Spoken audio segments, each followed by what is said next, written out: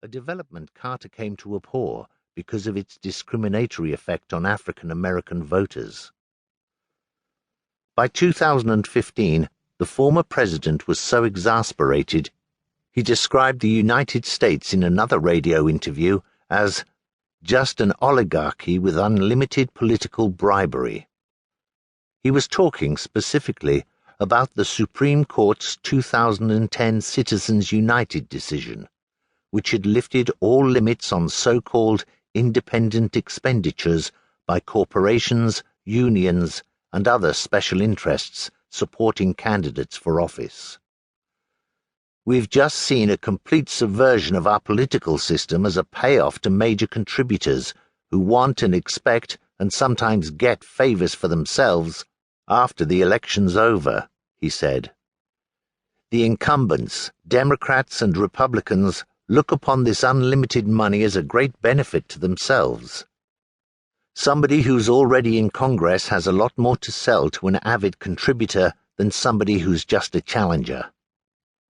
Not so long ago, the corruptions and inadequacies of the American electoral system were close to a taboo subject, rarely discussed by political candidates or the mainstream media, and recognized only by insiders and by those voters, minorities and the poor, with first-hand experience of the obstacles routinely thrown in their path.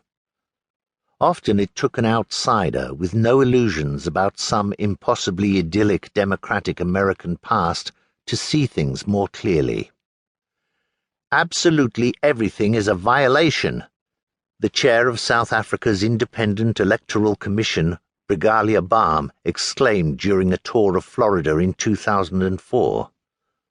All these different systems in different counties with no accountability. It's like the poorest village in Africa. Dr. Balm was admittedly basing her judgment on the state long recognized as the basket case of Americans' election woes. She'd spent several days in Florida listening to stories of voter intimidation, attempted suppression of the black vote, slapdash polling station procedures, and substandard voting machines that had lost or miscounted votes. Then again, 2004 was a relatively good year in Florida's recent electoral history, thanks to the introduction of provisional and early voting in response to the disasters of 4 years earlier, as well as some movement toward giving the vote back to ex-felons who had completed their probation and parole periods.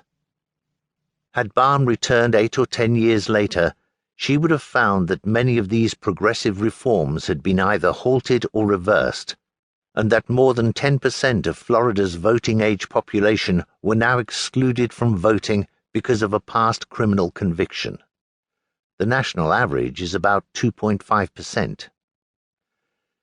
Many voting rights groups in the Sunshine State would have told her that instead of going out into the field and seeking to solve problems with registration or absentee balloting, as they had in 2004, they had all but given up field work because of dizzying new restrictions that penalized even high school civics teachers seeking to register their 18-year-old students.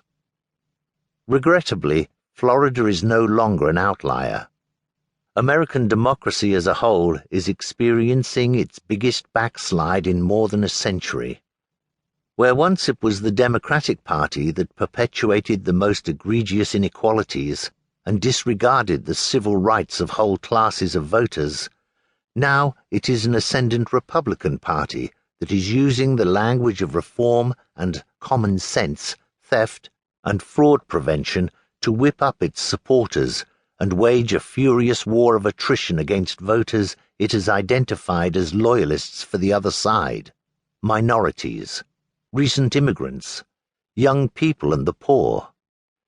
Some voters have allowed themselves to be buffeted by great gusts of partisan outrage, and even to cheer on the malfeasance, as long as it benefits their side.